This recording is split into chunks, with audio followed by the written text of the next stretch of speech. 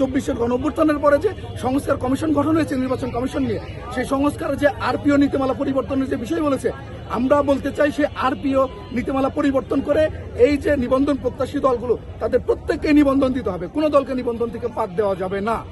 আমরা আমাদের শর্তগুলো তাদের মতে আমরা পূরণ করতে পারিনি, কিন্তু নির্বাচন কমিশন যে তদন্ত করেছে, তদন্ত পূর্ণ তদন্ত এবং অধিকতর তদন্ত, এই তদন্ত প্রক্রিয়ার মধ্যে যদি কোনো দলকে নেওয়া হয় তারা আসলে নিবন্ধন প্রাপ্তি বিধায়ী তারা সেটা করেছেন। এখন নির্বাচন কমিশন যদি তারা হঠকারী সিদ্ধান্ত নেয় যে তারা নিবন্ধন দিবে না, রাজনৈতিক ময়না তদন্ত হওয়ার পরে এটা তাদের ইচ্ছাকৃত সিদ্ধান্ত এবং এই ইচ্ছাকৃত সিদ্ধান্তের এক ধরনের প্রহসন।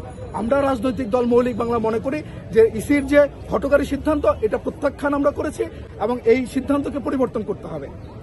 একমাত্র স্মার্ট সিটি বসুন্ধরা, আধুনিকতায় এক ধাপ এগিয়ে।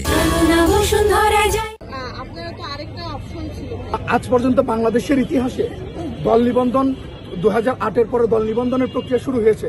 আমরা দেখেছি শুধু পূর্ণ তদন্ত পর্যন্ত দলগুলোকে অবস্থান নিয়েছে নির্বাচন কমিশন, কিন্তু 2024-এর জুলাই আগস্ট বিপ্লবের পরে যে বৈষম্যহীন বাংলাদেশ আমরা চিন্তা করেছি, এখানে আসলে বৈষম্যহীন বাংলাদেশ হয়নি, বরঞ্চ বৈষম্যপূর্ণ বাংলাদেশ তৈরি হয়েছে। তার মধ্যে নির্বাচন কমিশন সচিবালয় একটা স্বতন্ত্র প্রতিষ্ঠান, সেই স্বতন্ত্র প্রতিষ্ঠান হওয়ার পরেও তারা বৈষম্যের সর্বোচ্চ চূড়ায় বসে আছে।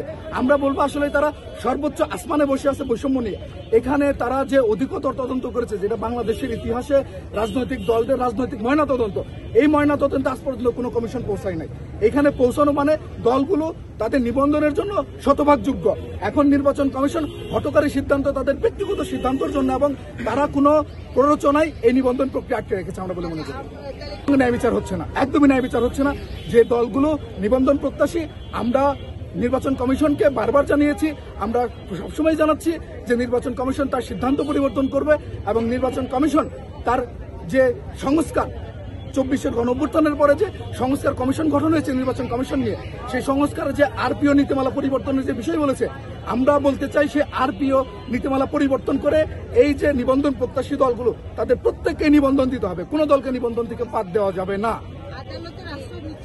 আমরা আদালতের আশ্রয় কেন নিতে যাব? কারণ আমরা জানি আমরা পারফেক্ট আছি, আমরা শতভাগ ঠিক আছে, আমাদের ডকুমেন্টেশন প্রপারলি আছে। আমরা আদালতে তারাই যাই যাদের ডকুমেন্টেশন অসুবিধা থাকে, কিন্তু আদালতে আপনি যে 14টি দল ইতিপূর্বে নির্বাচন কমিশন থেকে হাইকোর্টের রিটের মাধ্যমে তারা নিবন্ধন নিয়েছে, তাদের ক্ষেত্রে তদন্ত এবং পূর্ণ তদন্ত হয়েছে, তাদের অধিকতর তদন্ত হয়নি।